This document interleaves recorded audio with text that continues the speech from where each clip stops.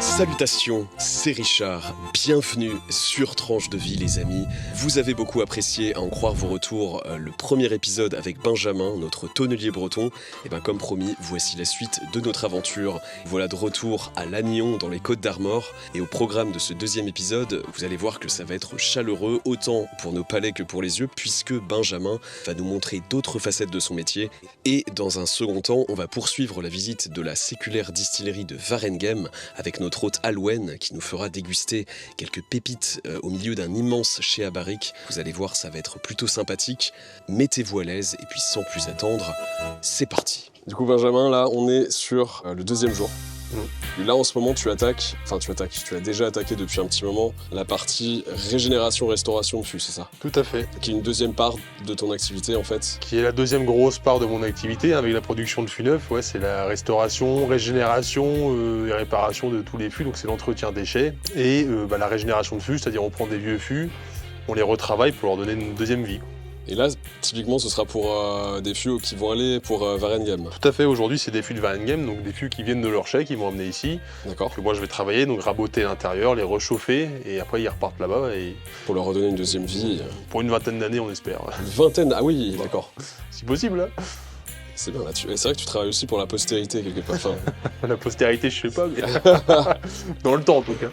Ouais, c'est beau. L'odeur, encore une fois, c'est différent de la dernière fois qu'on est venu. Bah forcément, là, c'est des anciens le whisky fûts. quand même. Voilà, c'était des anciens fûts de whisky, donc là, il y a l'incidence de l'alcool, forcément. Oh là là. Forcément. Est-ce qu'on va avoir du feu? Eh ben, tout de suite. On va avoir du feu tout de suite maintenant. C'est le pyromane. Oh là là, l'odeur, ouais. C'est incroyable. Là, c'est du whisky chaud qu'on sent. Bah ouais, t'as du whisky cuit, quoi. Oh là là là là. Ça t'arrive d'être parfois...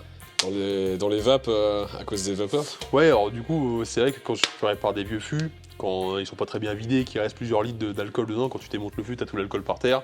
Et tu travailles les pieds dans une flaque de whisky. Ton cerveau, il baigne dans les éthers. Ah ouais, donc j'ai eu des fins de journée avec des bars là. Ça, tu m'étonnes. Ça, des fois, c'est un peu... C'est un peu dur. Ouais. Le fût, il est à 180 degrés là pour l'instant à l'intérieur. Là, je mets une cale en dessous parce que ça va faire du tirage, quoi. Ça va faire passer de l'air. Et là, j'ai mon couvercle, hop. Ça, je vais empêcher la chaleur de sortir, ça fait comme un effet four et ça va aider à monter haut en température. Et si tout se passe bien, ça va prendre feu. Alors, ce que vous vous apprêtez à voir, c'est l'étape finale d'une méthode qui est bien connue en tonnellerie pour régénérer les fûts et qui s'appelle la méthode STR. STR pour Shave, Toast and Rechar, ce qui signifie qu'on va raboter, cuire et carboniser le tonneau. D'abord, Benjamin reçoit ses fûts encore imbibés d'alcool. Il doit retirer et passer chaque douelle dans sa raboteuse, ce qui va enlever un petit peu d'épaisseur de bois. Puis, pendant une certaine durée, selon le client, on va mettre le fût à cuire en douceur avant de le terminer à la bonne flambée. Quand tu regardes dans le fût, là, tu vois qu'il doit faire chaud. Il s'excite un peu, ouais. Là, tu vois que ça vient. Donc là, tu cherches à le noircir vraiment. Et là, je cherche vraiment à le carboniser pour créer du charbon. Le charbon, c'est neutre en goût, donc ça va pas apporter de goût. Par contre, c'est un filtre naturel. Et en plus de ça, le fait de faire carboniser la première couche, ça va ouvrir le bois, permettre à l'alcool de pénétrer plus facilement dans le bois. Ça va augmenter l'échange qu'on a entre le fût et l'alcool. Là, tu fais de la concu à SpaceX, là. Là, c'est la tuyère française. Elon Musk en PS. Elon en PS. Ah.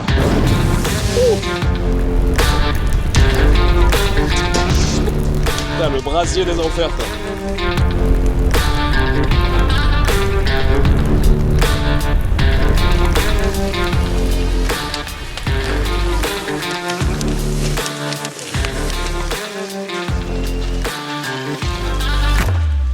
Mais là ça va parce que des fois en fait, tu vois, là ça a pris petit à petit, les flammes ont commencé à, tu vois, ça s'est fait petit à petit. Moi j'ai déjà vu des fûts qu'on décollait. Ouais, non mais je l'ai mis dessus et en fait tu tournes, tu le retournes, il y a des flammes d'un seul coup. Là. Ouais, tu vas pisser et là tu. Ouais, mais même pas, tu te tournes comme ça, tu clignes des yeux, il y a une flamme énorme. En fait, d'un seul coup. Ouais, faut surveiller quand même aussi. Ah ouais, mais vraiment des trucs. Et donc du coup, on a une couche de charbon, tu vois, on appelle ça une chauve croco parce que ça fait comme des écailles de crocodile. Ah, ça caille, ouais. Mais tu vois ici par exemple, ça a cloqué là, tu vois. Là, tu vois. C'est ça quand je dis ouvrir le bois, tu vois. Ça va permettre à l'alcool de rentrer vachement plus, tu vois. D'accord. Ton bois est littéralement ouvert, avec boum. Ouais, complètement, ouais.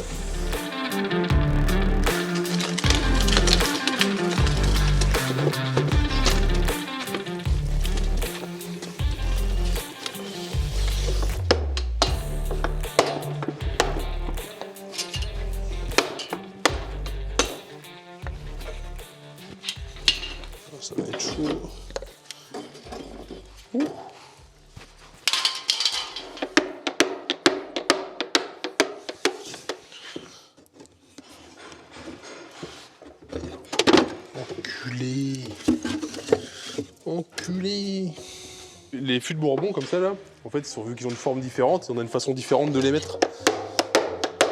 Par rapport aux fûts français, les fûts français on les met par l'intérieur, alors les fûts de Bourbon on les met par l'extérieur.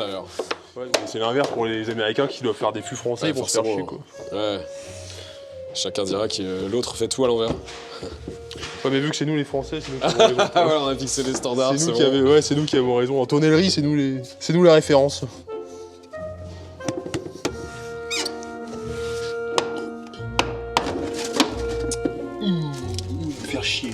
Il va me faire chier. Donc ça, c'est spécificité américaine, ça. Ils font des furons qui sont pas ronds.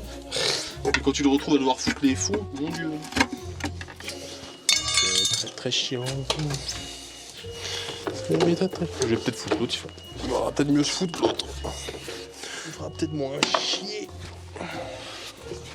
Et sinon, je vais attendre qu'il refroidisse pour mettre les fonds. Mais j'aime bien mettre les fonds quand le bois est chaud.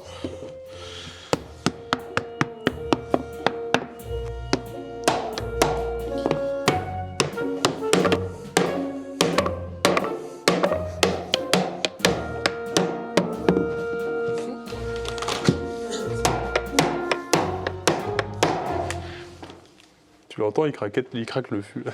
Oui, j'ai entendu un craquement. Ouais. Il craque. On va bien lui serrer la gueule.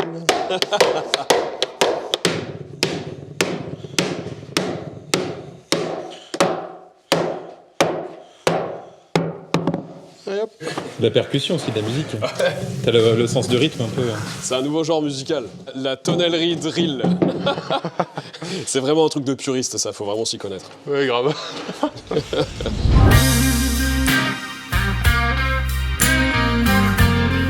Le chai numéro 1, il y a le 2 et le 3 qui sont là-bas. On a plus de 5000 fûts de plein. Ok. Ouais, parce qu'ils auront le plus gros stock de produits inflammables de Bretagne. Donc voilà. Ne pas fumer. Non, c'est ça, voilà. Donc Tu vois il devrait y en avoir à peu près 1500 là-dedans.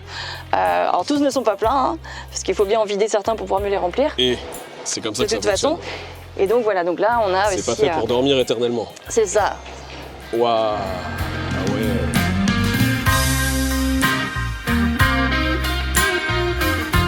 Et les Bretons ont soif. Pas que, pas que. Pas que. Donc pour nous, ce sera minimum 3 ans dans du chêne. D'accord. C'est la caractéristique, donc on a dit pour le whisky breton. Après, on peut avoir des fûts qui viennent de partout. Donc nous, Oui, j'ai vu américain par exemple. voilà, en fait, nous, on va utiliser principalement des fûts qui ont servi au Bourbon. En fait, le whisky américain, on a dit que c'était donc 2 ans de vieillissement pour eux et c'est toujours dans des fûts neufs. C'est fûts neufs, donc forcément, ils s'en débarrassent. Ok. Donc nous, avec les Écossais, on récupère. Ouais, bien sûr. Voilà. Donc là, on partira sur les arômes plutôt vanillés, épicés, crème brûlée, banane, noix de coco. Le compte est bon. En fait, on a le distillat qui va dedans, qui va dans le bois et qui récupère, en fait, mais à la place, il laisse ses propres Son empreinte gustative. Donc c'est pour ça que nous, on utilise un fût pendant 20 à 25 ans. Ah, quand même. Et on va peut-être s'en servir pour 3, 4, peut-être 5 whiskies différents. Mais forcément, plus j'utilise le même fût avec différents whiskies, c'est comme utiliser plein de fois le même sachet de thé, je vais avoir de moins en moins d'arômes qui va être transmis Oui, d'accord. à mon distillat. Donc ce qui fait que on a des whiskies qui sortiront avec des intensités différentes. Mais ce qui est en même temps hyper intéressant, puisque comme ça, donc Erwan, qui est le maître de chai, il va pouvoir mélanger ces whiskies entre eux pour pouvoir retrouver, Un goût standardisé, entre guillemets. en fait, pouvoir reproduire une édition qu'on a besoin de reproduire. Faut Mais être précis. mettre de chai, c'est un boulot de fou parce qu'il faut se dire que J'imagine même pas. tous Ouais. les jours, il doit goûter je sais pas combien de whisky, donc déjà, il faut avoir un palais qui est sacrément Et développé. un nez aussi, il travaille beaucoup Ah au ouais, nez, ouais. tout à fait. Et après, c'est de retrouver en mélangeant des choses qui n'ont pas du tout le même goût, de retrouver Bah oui, c'est ça, en chose. fait. Ça, c'est vraiment impressionnant. Ça. Je trouve, ouais. Faut aussi être conscient qu'il faut pas tirer trop sur la corde de tel ou tel fût parce que ces fûts-là vont peut-être servir aussi à faire d'autres éditions. Donc il faut pas se retrouver en rupture. Donc faut aussi en même temps partir sur des expériences. C'est une sorte de cuisine expérimentale ici. C'est un peu le placard aux épices. C'est en fait hop, j'ai besoin de faire la cuisine, hop, j'ai ça, je t'accoupe, poum poum. C'est un salon de TG en fait. Surtout que là, je sais pas combien de fûts différents et des origines différentes il y a ici, mais en fait, t'en as plein. Donc, t'as les fûts de Bourbon, les fûts américains que t'as là, donc tous les fûts qui sont debout. Après, t'as du fût neuf, là, t'as du fût de sherry, tu vois, donc de l'Orosso Oui. espagnol. Tu vas trouver peut-être des fûts c'est ça, à vin, du coup, des fûts à vin français, tu vas avoir tous ces fûts. Tout ça, c'est des fûts de sherry, là. Parce qu'en Ça fait, c'est le vin Chéri, Texeres. Ça. d'accord. C'est un vin blanc espagnol, enfin sud d'Espagne. Ah, c'est ça, d'accord. Ouais, Ok, qu'on voit du ok, côté. ok. Voilà, donc après cela, on partira sur des arômes plus ronds, quoi. Mais ouais, puis ils ont une forme particulière, c'est qu'ils sont faits en Espagne, mais donc tu as ces fûts-là. Alors le mieux en plus, c'est quand c'est vidange fraîche, donc en fait les fûts sont vidés de leur vin. On les ramène, normalement on les remplit très rapidement de whisky, donc t'as encore l'incidence de l'alcool qu'il y avait dedans qui va Oui, jouer au forcément, whisky. ouais, d'accord. Et tu peux trouver des fûts de pinot, tu peux trouver dans les distilleries, c'est assez commun, enfin ce genre de choses. Bien sûr. Parce que ouais. du coup, l'alcool qu'il y a eu avant a travaillé avec le bois et va donner des nouveaux arômes au fût. Donc chaque fût, tu vois, enfin chaque origine de fût va donner des arômes très particuliers. Moi, j'avais en fait dans l'idée, peut-être, mais du coup, qui est fausse, de ça doit vieillir un maximum de temps, dans Ça un dépend. maximum de. Il y a des alcools en fait qui vont vieillir, donc ils vont, tu vois, aromatiquement ça va progresser en vieillissant, mais à un moment donné ça va décliner. Donc en fait il y a des alcools qui sont pas forcément faits pour vieillir Oui, extrêmement vieux. D'accord. Toi t'as été dans l'Armagnac, t'as une expérience avec l'Armagnac où là eux ils font vieillir le plus C'est possible. peut-être différent. Ouais voilà, mais Ouais. par exemple pour le whisky, t'as pas mal de whisky en fait, là où ils sont le meilleur ça va être 10 ans, 12 ans, et après ils vont commencer à décliner un peu aromatiquement parlant. C'est pas forcément intéressant de boire un whisky de 50 ans d'âge, t'as pas forcément une meilleure quoi.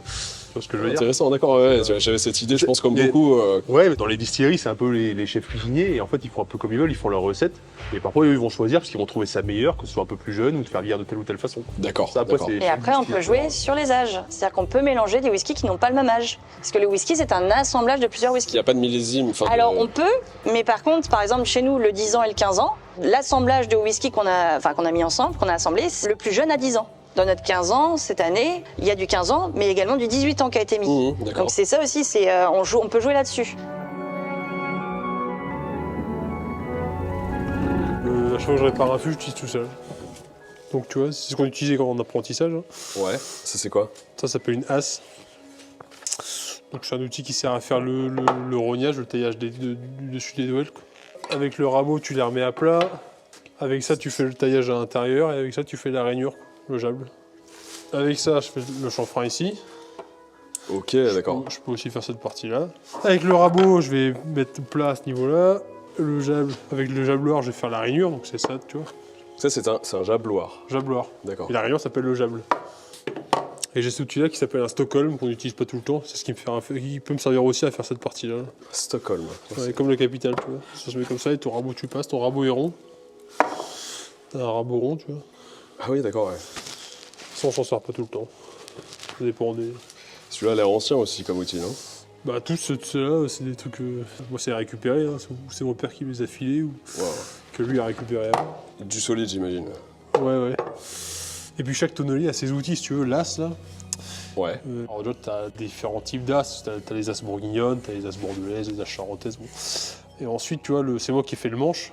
La forme de l'as est très particulière et chaque tonnelier a son as. C'est-à-dire que mon père il a ses as, moi j'ai les miennes.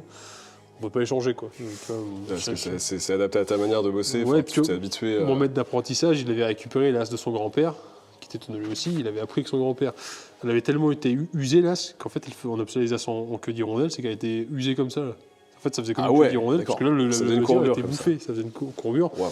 Moi, impossible de bosser avec son as. Pour moi, c'était un magicien de travailler avec ça. Ça avait une forme tellement merdique que moi, j'y arrivais pas. Et justement, c'est comme les magiciens, chacun sa baguette. Exactement. Et lui, mon apprentissage qui travaillait très bien là, si tu lui filais la mienne, c'est impossible. Parce que lui, Ouais, il avait d'accord, à l'inverse, pareil. l'habitude de sa queue Bah, c'est une d'hirondelle. question là. d'habitude. Là, c'est vraiment c'est l'outil le plus personnel. Là, c'est la chasse sur laquelle je tape. Si tu me changes d'as, à mon avis, je pleure.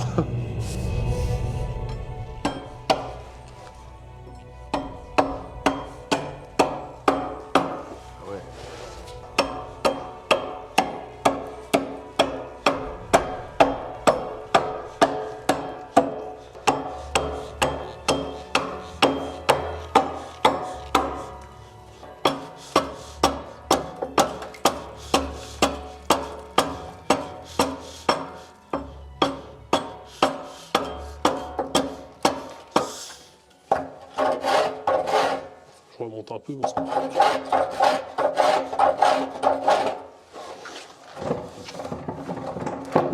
Là, mon réglage est un peu bas. Hein. Enfin, je remonte un peu à ce niveau-là. Mais là, tu as un rognage. Tu vois, là, j'ai plus qu'à mettre. Tu fais ça tout le tour. Après, je mets le fond. Tu vois le profil de là. Dit comme ça a l'air facile.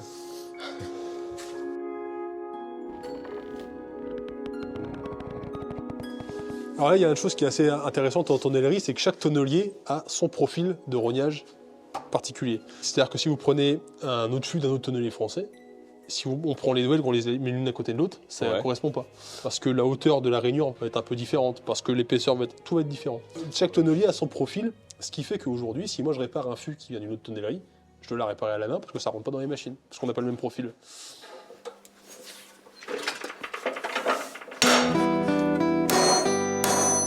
Aujourd'hui, c'est même plus le travail du bois vraiment qui me plaît, parce qu'en fait, bon, le travail du bois, j'en ai fait plein, j'ai fait des fûts avec plein de formes différentes, plein de tailles différentes, Aujourd'hui, ce qui me plaît le plus, c'est le côté aromatique en fait. Ce qui me plaît le plus, c'est vraiment de faire créer une recette pour un alcool.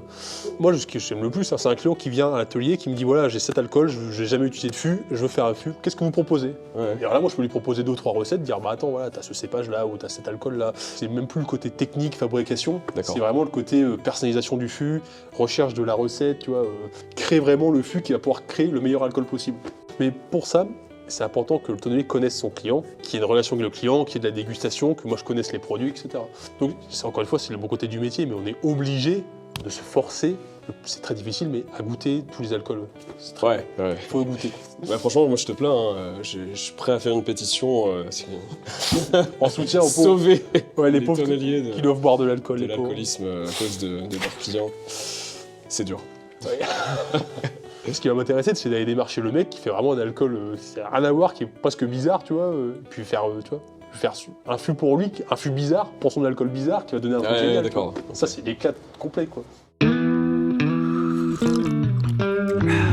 Voilà, donc ici en fait j'ai la gamme permanente qu'on retrouvera chez les cavistes, donc whisky biologique. Whisky bio. Ouais, en fait parce qu'on utilise des céréales bio en fait.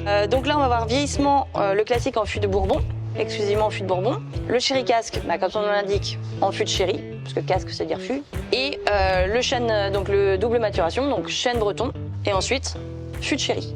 Donc il va les deux, transvaser. d'accord. Donc c'est pas un assemblage de whisky qui ont vieilli chacun de leur côté, mais on fait venir le whisky qui est en fût de chêne breton dans un fût de sherry ensuite, mais qui a d'accord. déjà servi pour vraiment arrondir le tout, quoi. Voilà. Donc ici on est plutôt sur le côté, on disait un peu côté vanille épicé, mais on va avoir des notes de fruits exoticonés. On va partir un peu sur la poire qu'on retrouvera comme justement le distillat qu'on a goûté tout à l'heure. Donc il va falloir mettre un petit peu le verre dans la paume pour le réchauffer un petit peu. Ouais. D'accord. Et ne pas le secouer. Voilà, ou doucement en tout cas. Alors, en plus, on voit bien le dégradé de couleurs, c'est intéressant. Voilà, donc c'est quand on parlait couleurs, voilà, donc c'est vraiment ici les couleurs naturelles. En fait, nous on ne fait pas d'ajout de caramel, voilà, mais c'est autorisé, hein. L'ajout de caramel, c'est juste que nous, on autorisé. veut pas. Ouais. Voilà. D'accord. Mais c'est vrai que souvent c'est coloré, quand on parle de ce qui est un peu plus ou moins industriel. Voilà. en termes Après, de faut pas whisky. se dire, c'est pas parce qu'un whisky est plus foncé qu'il est plus vieux. Parce que là, ils ont à peu près le même âge. D'accord. C'est du whisky entre 4 et 5 ans de vieillissement. Oh, le parfum. Ouais. C'est subtil, hein. C'est vrai que c'est pas agressif. Bah écoute. Yermat. Yermat. Ah ouais, c'est une gourmandise. Le côté pâtissier, vanille, je l'ai bien là. Et c'est pas trop lourd. Ce que je veux dire, ça c'est très facile à boire. Ce qui est bien avec ce whisky-là, en fait, c'est qu'il convient à tous les palais. Ça, pour découvrir C'est le whisky. consensuel, tu vois, hein. Ah ouais. Et donc, il y a une possibilité toujours de mettre un peu d'eau dans un whisky. C'est pas une hérésie. En fait, on pense toujours, ah non, surtout pas. Mon eau. Mais Alors en fait, pourquoi, c'est intéressant. en fait, mettre de l'eau, ça fait une petite réaction, en fait, ce qui fait que ça libère en fait les arômes. Donc ça permet en fait d'ouvrir les arômes, mais c'est aussi, on va diminuer un petit peu aussi la brûlure que peut avoir l'alcool. Donc voilà. Tac. Donc voilà, donc là on est sur le sherry casque. Donc là on va partir sur quelque chose de plus chaleureux. Une texture, moi je trouve, qui est plus sirupeuse. En fait, celui-là c'est vraiment côté abricot sec. Chocolat. D'ailleurs, avec un carré de chocolat noir, ça passe très bien. Ah, j'imagine. J'ai jamais essayé, il faudrait que j'essaye. Le but, c'est de trouver le carré de chocolat noir où quand on prend, en fait, on n'arrive plus à savoir qu'est-ce qui est chocolat, qu'est-ce qui est whisky. Ah, génial. Et quand on a trouvé ça, c'est... Je l'ai un peu le côté chocolat. Ouais, petit côté brioche grille aussi, on peut partir, mais... Après, de toute façon, les descripteurs, quand on parle de whisky, il n'y a pas de descripteur mieux qu'un autre, en fait, parce que c'est chacun en fonction de sa perception. Votre perception. Donc, en fait, tant que tu sais dire si ça te plaît ou pas, oui, c'est l'essentiel. C'est un plaisir aussi, donc... Mais j'ai souvent une frustration parce que je sens plein de trucs et je l'ai presque, tu vois. Mais tu sais pas comment décrire. Sinon, trouver les mots, il faut le mot s'aider juste. des nez du whisky, il y a des choses où en fait il y a des petits flacons qui permettent d'aider, parce qu'en soi, on parle depuis tout à l'heure, on parle chocolat, vanille, abricot, les choses. Quand tu me le mets dans la tête, je l'ai, tu vois, voilà. je te rejoins. Mais en fait, c'est plus si tu veux partager ou alors tu arrives chez un caviste, tu fais j'aimerais bien tel ou tel whisky. C'est ça. Après, c'est des sensations aussi. Par exemple, c'est vrai que moi, le Yonelles qui est tourbé, moi, ça me fait partir en Irlande, c'est là où j'ai voyagé. Je sens que je vais voyager sans bouger d'ici.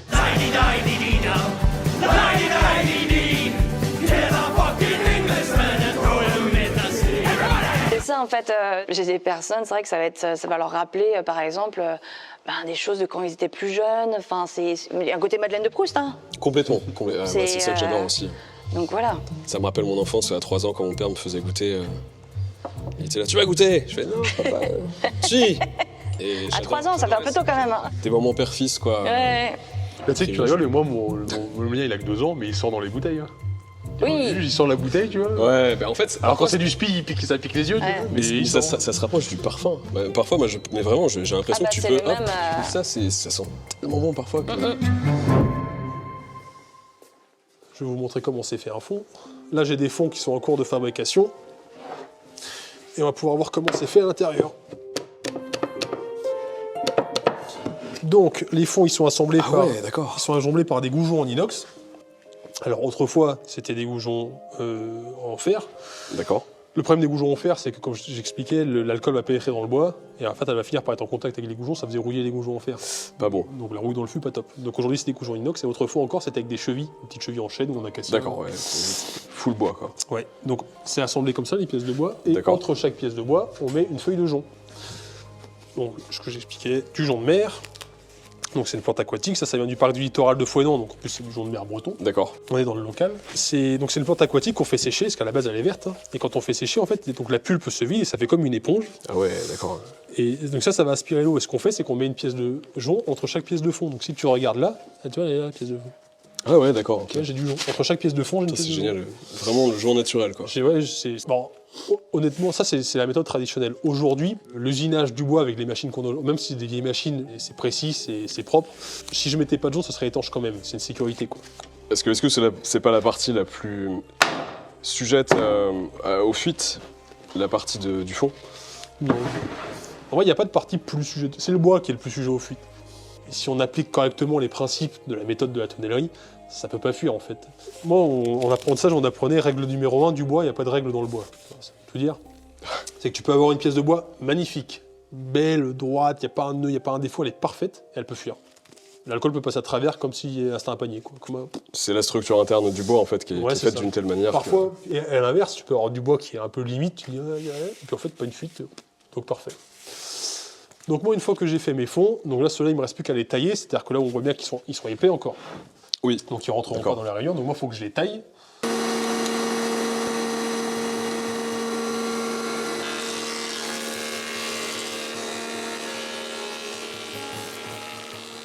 Pour qu'ils puissent rentrer dans la rainure.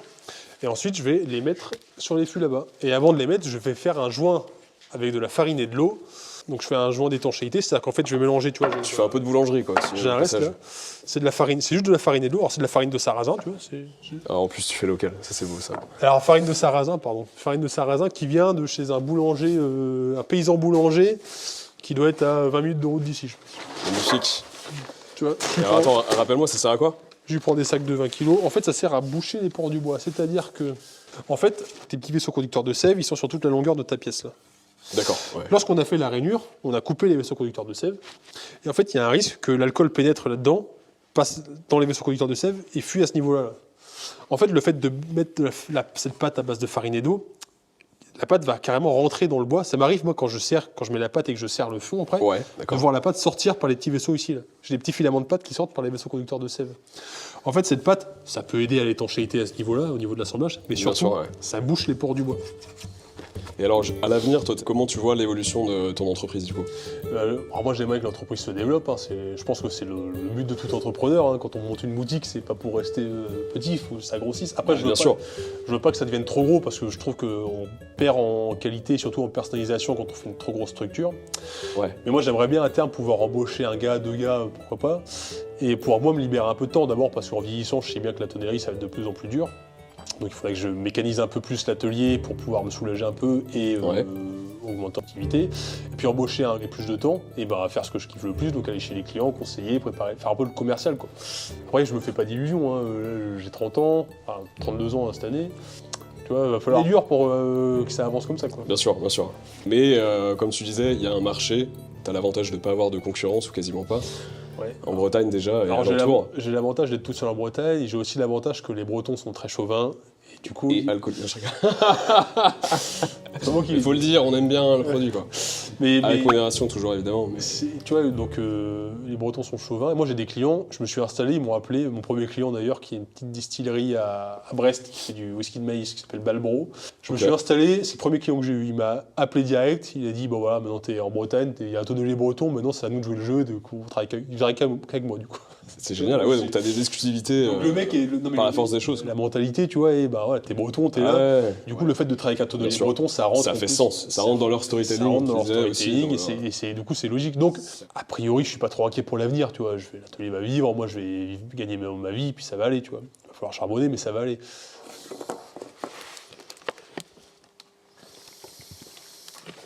Donc, tu vois, la recette est pas très élaborée, hein. C'est de la farine. Alors là, ça, c'est simple.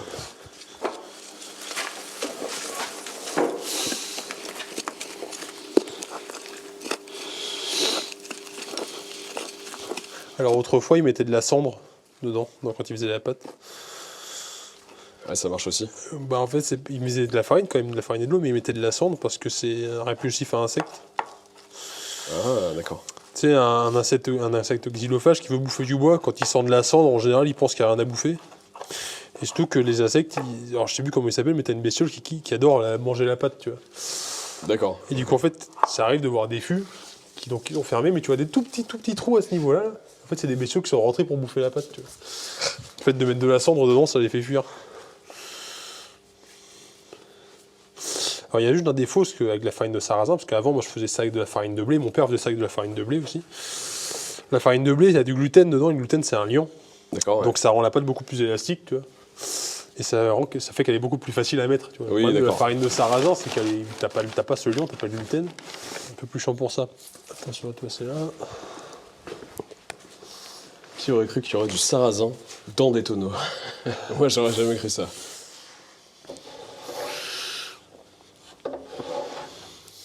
Alors il y a autre chose aussi qui fait qu'on utilise, à mon avis, de la farine et qu'on met plus du jonc, c'est que le jonc, c'est pas une plante, tu vois, qu'on voit beaucoup, tu vois, qui est cultivée, etc. Ouais. Et je pense que si aujourd'hui l'industrie de la tonnerie se mettait à utiliser beaucoup de jonc, je pense pas qu'on pourrait fournir, tu vois. Il va vite manquer de la matière, quoi. Il y a toujours un aspect satisfaisant aux choses, et là, il y en a un, tu vois. Quand tout rentre pile poil, tu vois, c'est haut.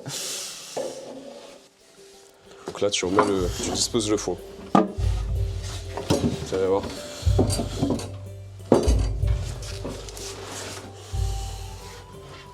Alors tu vois pas, mais en fait, avec mon genou, j'appuie sur la douelle du bas, tu vois. C'est une technique. Je fais tenir le fond dedans, tu vois.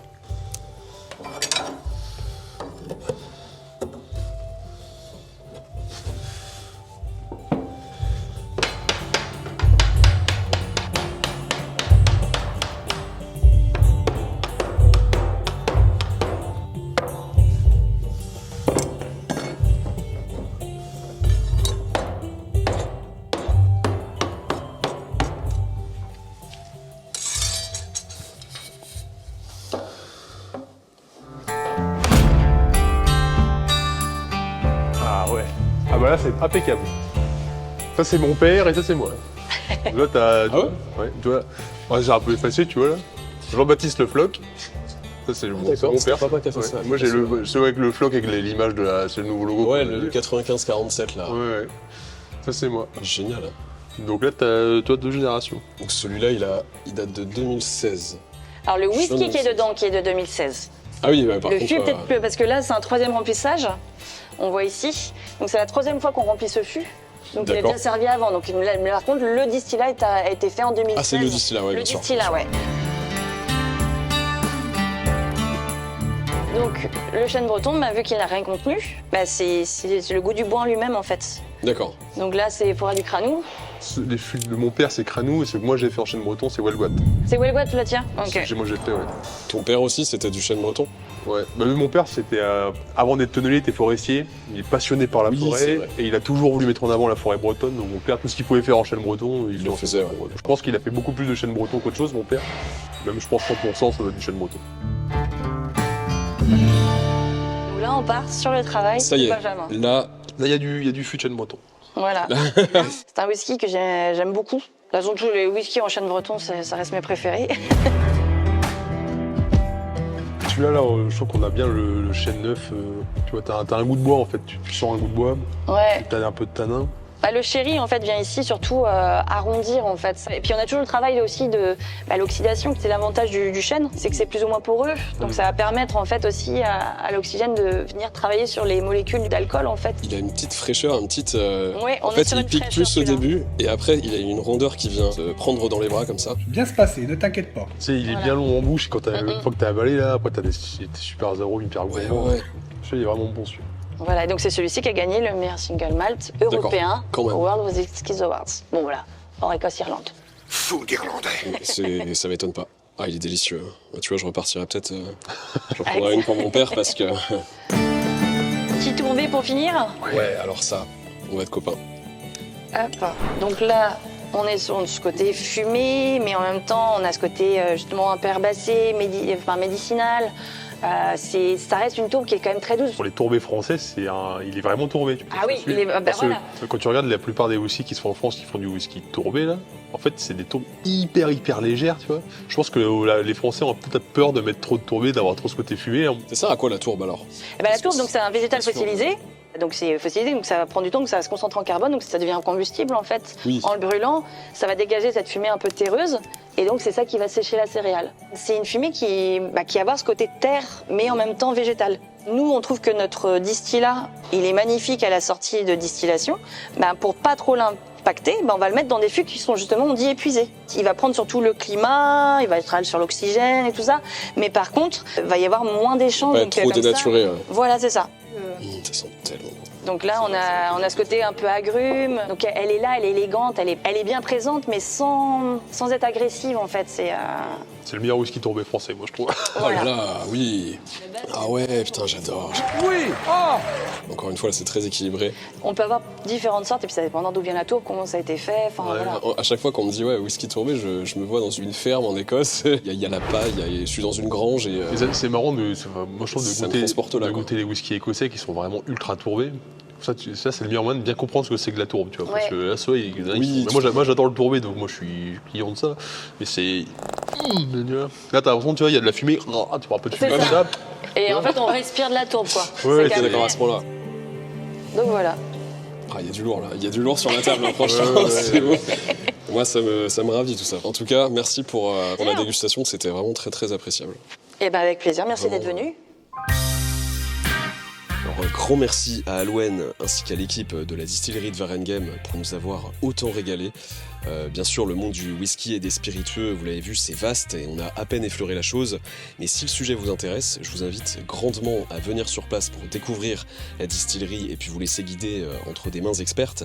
Vous pouvez d'ailleurs retrouver les différents produits, les points de vente et toutes les informations sur leur site web. Benjamin, je te serre la poigne, merci de nous avoir fait découvrir tout ça. Avec plaisir. Je suis très content d'avoir en Bretagne le seul tonnelier. Pour le moment, en tout cas. J'espère tout le temps, parce que. Ouais, toi, ça fait tes affaires, mais. Ouais, ça fait mes affaires, exactement. Je suis content d'avoir cette boîte juste pour pouvoir montrer un peu aux gens ce que c'est la tonnellerie et j'espère leur faire changer un peu leur vision de l'alcool, leur vision de l'élevage des alcools. Donc, tu vois, si les gens peuvent venir ici ou que par le biais de vidéos comme ça, on peut faire découvrir un peu ce milieu, c'est très bien. Carrément, c'est aussi l'intérêt, ouais. N'hésitez pas, hein, ça se passe à Lannion, voilà, tonnellerie Le Floc. Écoute, qu'est-ce qu'on peut te souhaiter de beau? De continuer. Rien, que tout roule. Que tout roule. Ça va bien avec la tonnellerie. Ouais, exactement. De continuer que tout tape aussi. Comme le soleil aujourd'hui en Bretagne. C'est pas une légende, on n'est pas dans des studios hollywoodiens. Ceci est vraiment la Bretagne et je suis vraiment en t-shirt. Et lui aussi. En tout cas les amis, si ça vous a plu, vous savez ce qu'il faut faire. Le petit like, le petit commentaire, partager si vous avez aimé bien sûr. Et puis tout simplement on se retrouve très bientôt pour une prochaine vidéo. Je vous embrasse. Kenavo, comme on dit par chez nous. À très vite.